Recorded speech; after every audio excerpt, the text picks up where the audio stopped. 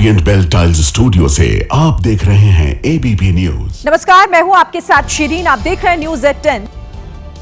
कमला पसंद और राजश्री पान मसाला के मालिक कमल किशोर की बहू दीप्ति चौरसिया ने मंगलवार शाम को खुदकुशी कर ली। पुलिस के मुताबिक दीप्ति का शव पंखे से लटका हुआ मिला। पुलिस को एक सुसाइड नोट भी बरामद हुआ। सूत्रों के मुताबिक सुसाइड नोट में किसी पर आरोप नहीं लगाया गया। हालांकि सुसाइड नोट में प्यार भरोसे का जरूर जिक्र किया गया। सुसाइड नोट में लिखा है कि अगर प्यार नहीं, भरोसा नहीं किसी रिश्ते में, तो फिर रिश्ते में रहने और जीने की वजह क्या है। वहीं मृतका के भाई ने ससुराल वालों पर कई गंभीर आरोप लगाए हैं। सब मुझे इंसाफ चाहिए, तो मुझे तो बस बोला गया कि वो खत्म हो गई। उस समय उसको मारा पीटे, उसको क्या से की है वो, कि उसको मारा गया, मुझे नहीं पता है। वो दीप्ति की 2010 में हरप्रीत चौरसिया से शादी हुई थी। दोनों का 14 साल का एक बेटा है। बताया जा रहा है कि हरप्रीत ने 2 शादियां की हैं। दूसरी पत्नी दक्षिण भारतीय फिल्मों की एक्ट्रेस है। बिहार की नवादा पुलिस ने एक ऐसे गिरोह का भंडाफोड़ किया है जो फेसबुक के जरिए पहले भोले भाले लोगों को मैसेज कर अपने जाल में फंसाता और फिर लाखों की ठगी करते।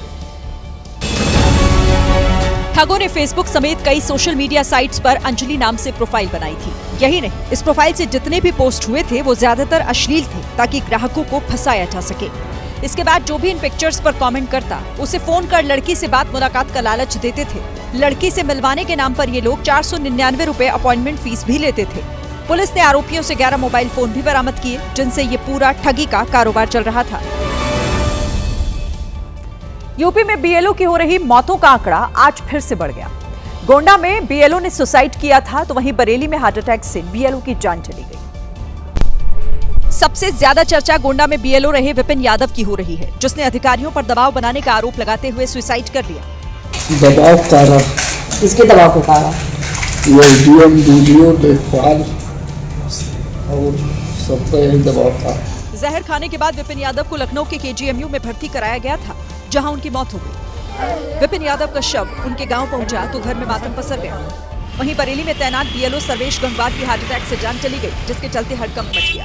बताया जा रहा है कि ड्यूटी के दौरान ही सर्वेश गंगवार की तबीयत बिगड़ी, जिसके बाद उन्हें अस्पताल में एडमिट कराया गया। अब सर्वेश के भाई कह रहे हैं कि कई दिनों से उनके ऊपर काम का दबाव था और वो मानसिक रूप से परेशान रहने लगे थे। बीएलओ की सबसे ज्यादा मौत अगर कहीं किसी राज्य में हुई है तो वो है मध्य प्रदेश। 24 घंटे में 2 और ऐसे मामले सामने आए जहां संदिग्ध हालातों में बीएलओ की जान चली गई।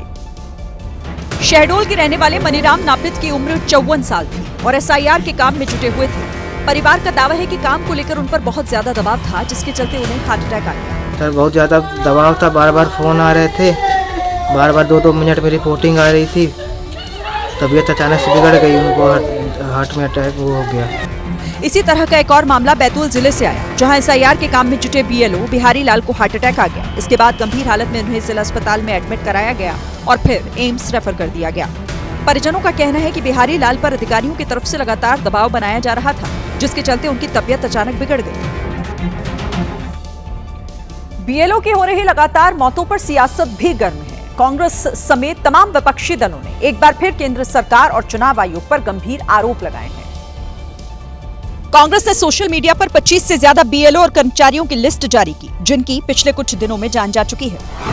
इसमें गुजरात के 5, केरल के 1, राजस्थान के 3, मध्य प्रदेश के 8, पश्चिम बंगाल के 3, उत्तर प्रदेश के 4 और तमिलनाडु के 2 लोगों के नाम शामिल है। एक टीचर को आप उससे उम्मीद करेंगे कि वो 20-20 घंटे काम करे और 20 घंटे काम करके भी वो पूरा ना कर पा रहा हो, तो निश्चित रूप से स्थिति भयावह है। इधर समाजवादी पार्टी ने बीएलओ की हो रही मौतों का जिम्मेदार केंद्र सरकार और चुनाव आयोग को बताया। साथ ही मृतक के परिवार को 1 करोड़ रुपए का मुआवजा देने की मांग की। बड़े पैमाने पर बीएलओ की जान गई है और सरकार का दबाव है कि वो कैटेगरी में सबके जल्दी फॉर्म भर दो।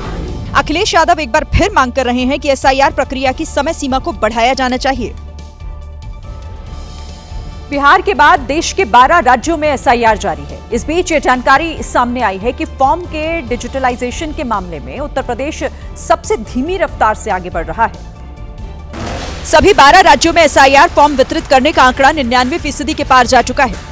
यूपी में वोटर्स की संख्या 15 करोड़ 44 लाख है। इसमें से 1,62,000 से ज्यादा बीएलओ काम में लगे हैं। उत्तर प्रदेश में एक बीएलओ के ऊपर औसतन 950 वोटर्स की जिम्मेदारी है, जबकि कई राज्यों में एक बीएलओ के ऊपर 1000 से ज्यादा वोटर्स की जिम्मेदारी है। इस धीमी रफ्तार को लेकर प्रशासन कार्रवाई भी कर रहा है। श्रावस्ती में 50 से ज्यादा बीएलओ का वेतन रोका गया तो 5 शिक्षा मित्रों को सस्पेंड किया गया। वहीं बदायूं में 100 से ज्यादा बीएलओ को कारण बताओ नोटिस जारी किया गया है। हालांकि जो बीएलओ बेहतर काम कर रहे हैं उन्हें अधिकारियों की तरफ से सम्मानित भी किया जा रहा है। हमीरपुर की एसडीएम ने 3 बीएलओ को प्रशस्ति पत्र देकर सम्मानित किया और गिफ्ट में फिल्म देखने के लिए टिकट भी दिया। देखिए, बिहार में नई सरकार बनने के बाद भवन निर्माण विभाग ने पुराने आवंटन की समीक्षा शुरू कर दी है। कई नेताओं को सरकारी घर खाली करने का नोटिस भी जारी किया गया, जिनमें पूर्व सीएम राबड़ी देवी और उनके बेटे तेजप्रताप यादव भी शामिल हैं। यानी पिछले करीब 20 सालों से लालू और राबड़ी परिवार का ठिकाना रहा 10 सर्कुलर आवास अब उन्हें खाली करना होगा। राबड़ी देवी को नया सरकारी आवास 39 हार्डिंग रोड आवंटित कर दिया गया। मेरे पीछे जो आप आवास देख रहे हैं, इसी आवास में अब लालू यादव, राबड़ी देवी और उनका जो पूरा परिवार है वो शिफ्ट होने वाला है। इतना ही नहीं, लालू यादव के बड़े बेटे तेजप्रताप यादव को भी अपना सरकारी आवास खाली करना होगा, क्योंकि अब तेजप्रताप विधायक नहीं रहे, इसलिए उन्हें सरकारी आवास को छोड़ना होगा। इस पर परिवार से नाता तोड़ चुकी लालू यादव की बेटी रोहिणी आचार्य ने नाराजगी जताई। उन्होंने सोशल मीडिया में पोस्ट शेयर करते हुए लिखा कि घर से तो निकाल देंगे, लेकिन बिहार की जनता के दिल से कैसे निकालिएगा। सेहत नहीं तो कम से कम लालू जी के राजनीतिक कद का ही सम्मान रखते। जबकि बीजेपी ने आवास खाली कराने के पीछे नियमों का हवाला दिया। परिवार का माया वो आपको न्यायपालिका पहुंचा दिया, संपत्ति की माया न्यायपालिका में आपको खड़ा करवा दिया, जेल की यातना झेलना पड़ा। अब आपको सरकारी बंगले का माया। क्या मुसलमानों को शादी बारात में आतिशबाजी नहीं करनी चाहिए? क्या मुसलमानों को घर में म्यूजिक नहीं बजाना चाहिए? ये सवाल इस वजह से क्योंकि एक मौलाना ने इस तरह के सवाल उठा दिए हैं। शादी में होने वाली आतिशबाजी पर देवबंदी उलेमा मौलाना इसहाक गोरा ने आपत्ति दर्ज कराई। सिर्फ आतिशबाजी ही नहीं, नाचने गाने और म्यूजिक बजाने को भी मौलाना खुराफात बता रहे हैं। हमारे यहाँ नाच गाना बहुत आम हो गया, हमारे घर में म्यूजिक बजता है, हमारे घर में शादियों में आतिशबाजी होती है, तरह तरह के खुराफात होते हैं। जब हम अल्लाह की नाफरमानी करेंगे तो अल्लाह हम पर अपना रहम क्यों करेगा? कारी इसहाक गोरा जमियत दावतुल मुस्लिमीन के संरक्षक भी हैं और तर्क है कि ऐसा करने से अल्लाह नाराज हो जाते हैं और जो ये सब करता है उसे परेशानियों का सामना करना पड़ता है। हमें अपने घर से नाच गाना, आतिशबाजी जैसी चीजों को निकाल कर फेंकने की जरूरत है। आप शादियों में बैंड बाजा बजाते हैं। मौलाना ने इन सभी चीजों को दीनी सीखों के खिलाफ बताया। यूपी के मेरठ में स्थित LLRM मेडिकल कॉलेज से एक ऐसा वीडियो सामने आया जिसे देखकर आप भी हैरत में पड़ जाएंगे। ये वीडियो मेडिकल कॉलेज के हॉस्टल का है, जिसमें कुत्ता मेस में रखी खाना परोसने वाली प्लेट को चाटता दिखाई दे रहा है। हॉस्टल के अंदर ये कुत्ता दीवार पर चढ़ा हुआ था और वहां रखी प्लेट्स को चाट रहा था। कुत्ते के प्लेट में खाना खाने से हॉस्टल में रह रहे छात्रों की सुरक्षा और सेहत दोनों पर सवाल खड़े हो गए हैं। बताया गया कि न सिर्फ हॉस्टल बल्कि अस्पताल की ओपीडी में भी अक्सर कुत्ते घुस आते हैं, जिससे छात्रों में काफी नाराजगी है।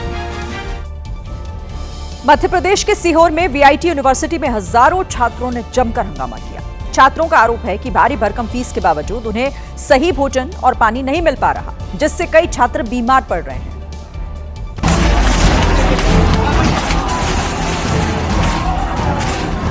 नाराज छात्रों ने यूनिवर्सिटी में उग्र प्रदर्शन किया। कैंपस में खड़े कई गाड़ियों को आग के हवाले कर दिया।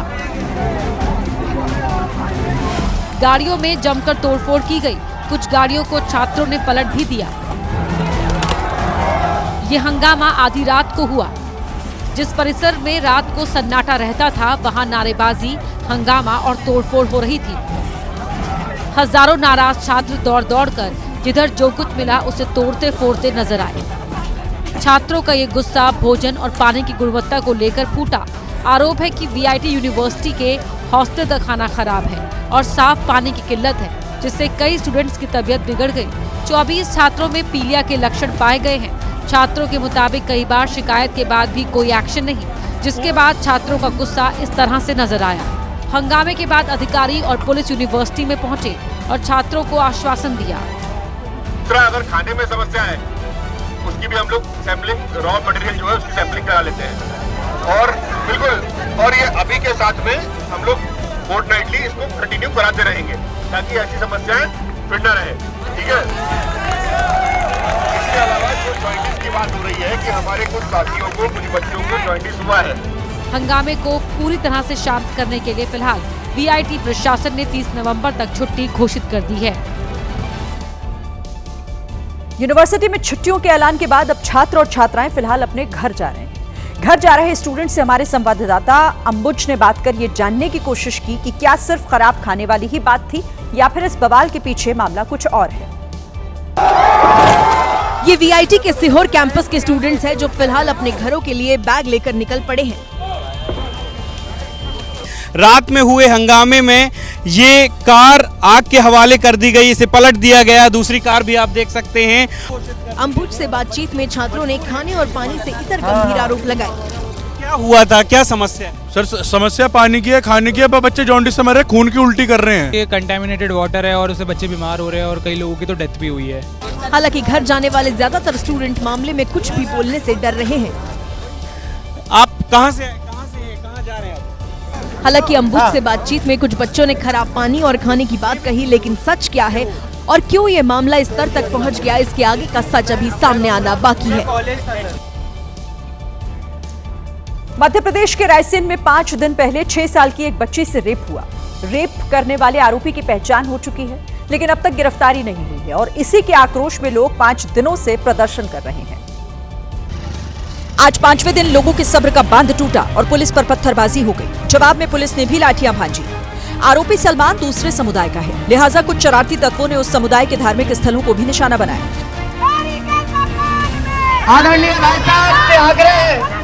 हिंदू संगठनों की अपील पर लोग एक स्कूल के ग्राउंड में इकट्ठा हुए। वहां प्रशासनिक अधिकारी भी मौजूद थे।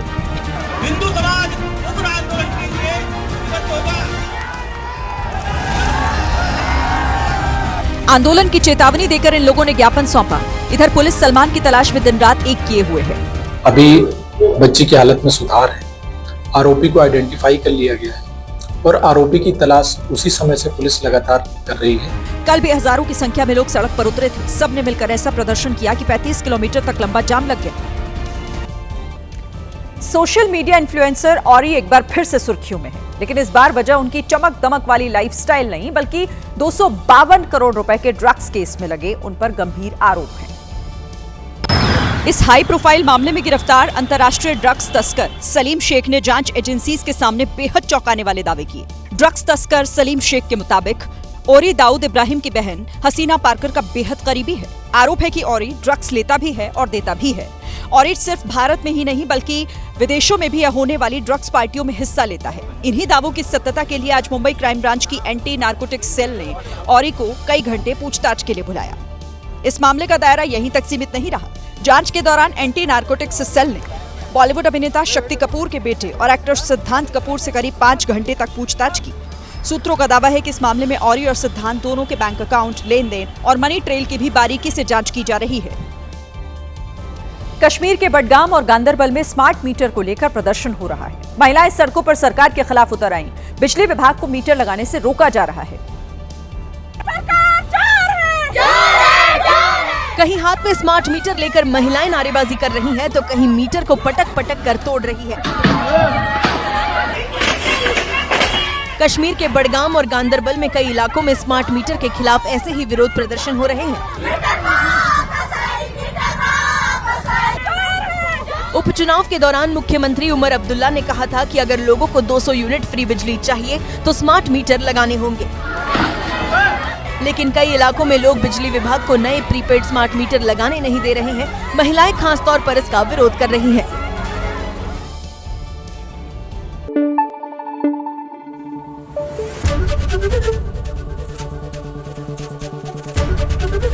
एबीपी न्यूज आपको रखे आगे।